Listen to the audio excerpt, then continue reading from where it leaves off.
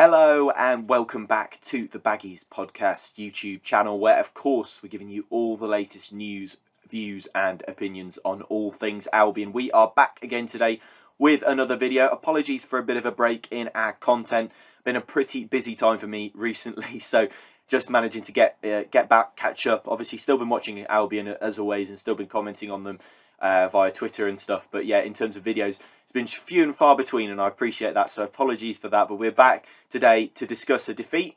Yeah, a rarity under Carlos Corberán, I am aware, but yeah, a really big defeat really at Birmingham last night. A 2-0 defeat at St Andrews. We're going to be talking through the nooks and crannies of that defeat. We're going to be talking about all the analytical points of view, different sort of talking points in the game. We're also going to be running through every Albion player, talking about how they played. I'm sure there's a big talking point on everybody's mind. We will be discussing the goalkeeping situation at Albion in this video as well. Make sure you subscribe for more content like this. We're hoping to keep it going, keep consistent, and not have such big breaks between content as we've been doing recently. So yeah, apologies for that. Make sure you comment your thoughts down below. Of course, the discussion really important in terms of these videos. I'd like to get your thoughts on the game. If you were there last night, let me know. If you watched from home on Sky, also let me know, and just drop your thoughts on the game down below. But yeah, without further ado, let's talk about West Bromwich Albion versus Birmingham City. You're watching the Baggies Podcast YouTube channel. For match previews, match day vlogs, match reactions and more, make sure to subscribe to the Baggies Podcast YouTube channel. So let's begin. Let's talk West Brom Birmingham. I mean, let's start with the big talking point, the goalkeeping situation. I mean, probably not one that I can ignore in this video at all. I mean, obviously, last week against Coventry City, much improved performance from the Burnley game, the Bristol City game. Really enjoyed that game and thought the performance was top-notch. And I thought that Carlos Corberán got things really spot on. A few little sort of hairy, scary moments through the first half, I think, in that Coventry game. But this performance was very much the opposite of that. I really struggled to see many positives from this game. I mean, it's only a little bump in the road, I will say, but I mean, a 2-0 defeat away at I suppose a rival is just not good enough. And I mean, the way that we didn't create very much, I think, is also a little bit of a worry for me. I like to think that in the games that we've lost, like against Burnley, there's been a couple of chances where we could have scored, could have made something more of it. But in this game, I'm struggling to see where we've had lots of big chances. Well, I don't actually think we've had any big chances in this game. So yeah, I'm going to talk about the goalkeeping situation, because obviously a 2-0 defeat at your rivals is not good enough. But when you've had a 2-0 defeat and both goals I feel were preventable, that's when you start to maybe look towards the defence, the goalkeeper. And in this case, David Button, of course, a player that came in against Coventry following Alex Palmer's injury. Going to be a big miss for Albion after his form so far this season. But Button coming in, I think, is I don't think it's a massively welcome choice amongst Albion fans from what I've seen. I think it's difficult for Carlos Corberán because he's got a limited amount of goalkeepers. He's got Alex Palmer, David Button. He's got Josh Griffiths in there as well. He's got Ted Khan, who's just gone out on loan to Leamington. So he won't be playing if that's what you're going to suggest in the comment section below. But I'm keen to get your thoughts nonetheless. But yeah, David Button coming in. Hannibal Mejbri scoring the opening goal after 10 minutes with a free kick. David Button stood so far over to this side of the goal, and Hannibal puts it in, weaves it round, shapes the cross, puts it in the bottom corner, the other side of the goal, which, yeah, I mean, every goalkeeper stands a little bit further to that side of the goal when that sort of free kick is being taken. It's a wide free kick. It's one that you think is going to be whipped across the box. You think that you're going to be able to come and claim it if you're a goalkeeper. However, standing that far over is probably not what you want to see as your goalkeeper doing. I think it causes a lot of jeopardy in the defence, and I think in this case it definitely caused jeopardy in the defence because obviously they're shaping for the cross as well. Naturally, they're not going to block that side. Obviously, there is a bit of a wall there, if I remember rightly, but they're not shaping to block that to obviously block the shot. But that's what Button's there for.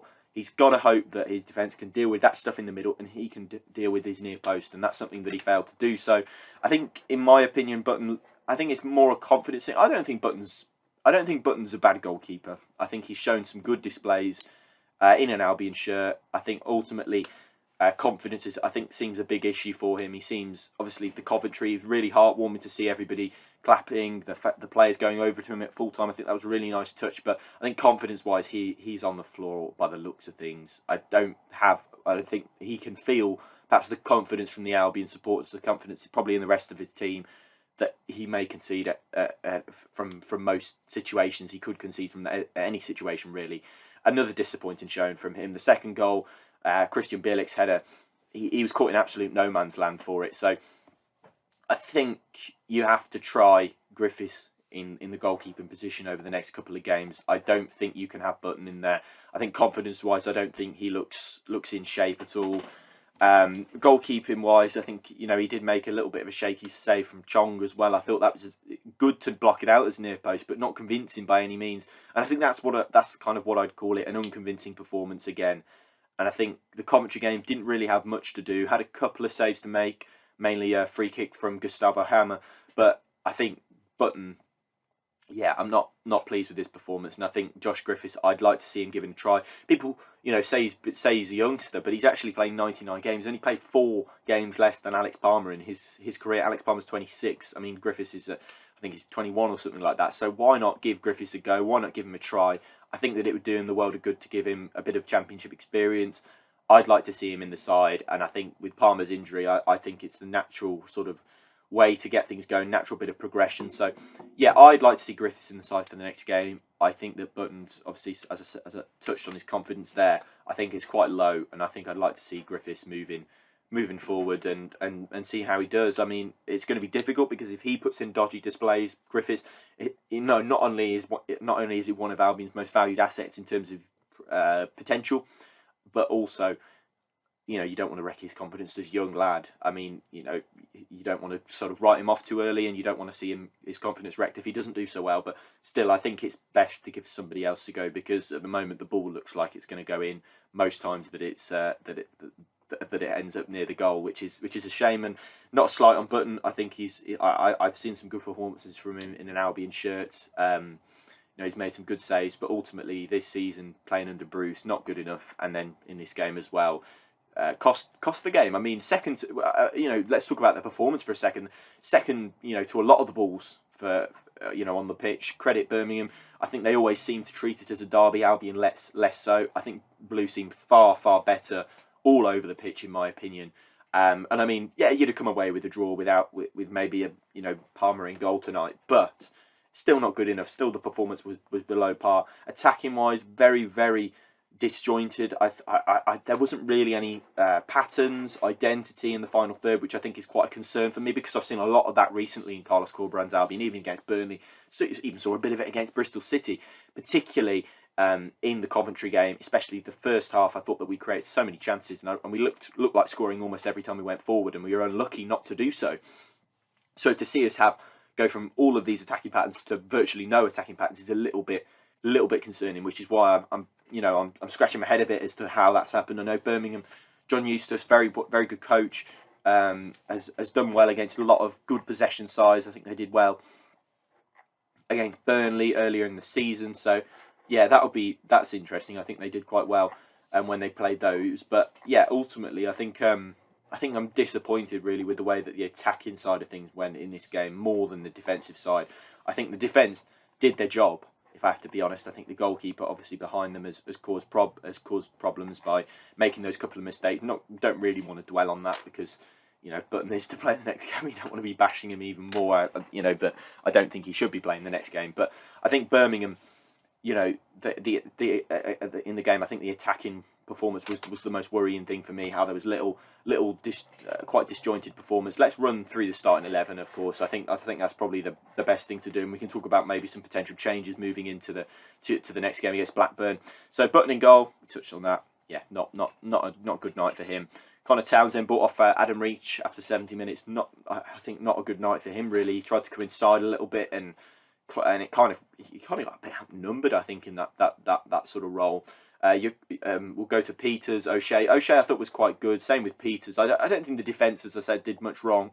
I thought Furlong going forward at right back was pretty dismal. I think his crossing was was quite worrying. I think there was a lot of wayward crosses. I mean, he had 4 crosses. He attempted 4 crosses in the match. None of them have found an Albion man, which is quite concerning.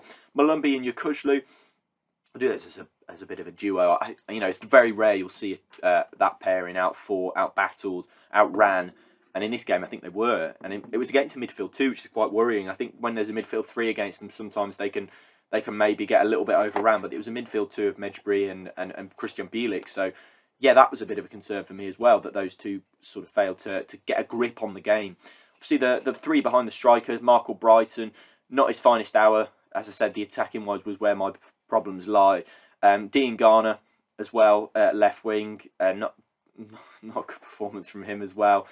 Obviously got his goal last time out against Coventry, but still I think though dribbling, he had a couple of dribbles that we kind of saw from him that showed a bit of a flash. Wallace in that number 10 role, I don't think that experiment is one that I'd like to see continued any longer. I think I'd go all Brighton, Swift in the middle, and Wallace, and then DK up front. I think DK once again looked a little bit sluggish, and I don't want to dwell on that because I don't think he's immune from criticism because he's come back from this injury and these injuries that have kept him out for so long. I don't think he's immune to that criticism at all. But what I would say is that it's going to take time for him to get up to full speed, and I don't think he's quite there yet. I think he's just a little off the pace at the moment, failing to kind of shield the ball with his body and stuff like that. I think just a little off the pace with DK. Thomas Asante looked very lively when he came on, of course. We kind of expect that from him. I'd probably give him a start on Wednesday instead of DK. John Swift, I think, needs to start in future. I think DK and Thomas Asante thrive off having him in behind more than they do any other player, especially maybe a Wallace. I think Wallace has to be played on the right wing. I think we missed his crossing presence last night. Nathaniel Chalobah, I thought, came on and did pretty well. Looked very tidy, very solid. Got the ball forward a little bit as well, which I thought was good. Been impressed with him both times that we've seen him so far. Karlan Grant, a bit late for him to kind of do anything, so I didn't really see much of him. And the same can be said for Adam Reach, who had a couple of crosses into the box, but nothing really to report. So, yeah, I mean, it's an interesting performance and a little bit of a worrying one. Only 0.22 XG created, so difficult to kind of justify. But yeah, attacking-wise, really disappointed with that. Thought that we were very sluggish in attack, very, sort of disjointed, I think is probably the word I'm looking for. So yeah, hoping not to see a performance like that again this season. Got obviously Blackburn on Wednesday, which is a big game. You'll hear more reaction from that on the Baggies Podcast YouTube channel. But make sure you subscribe for more content like this. Thanks so much for watching. Thanks for returning to the channel. Make sure you comment your thoughts down below if you were there, watching it at home, wherever you were. Let me know your thoughts on the game. And I'll see you in the next video. Thanks so much for watching. Goodbye.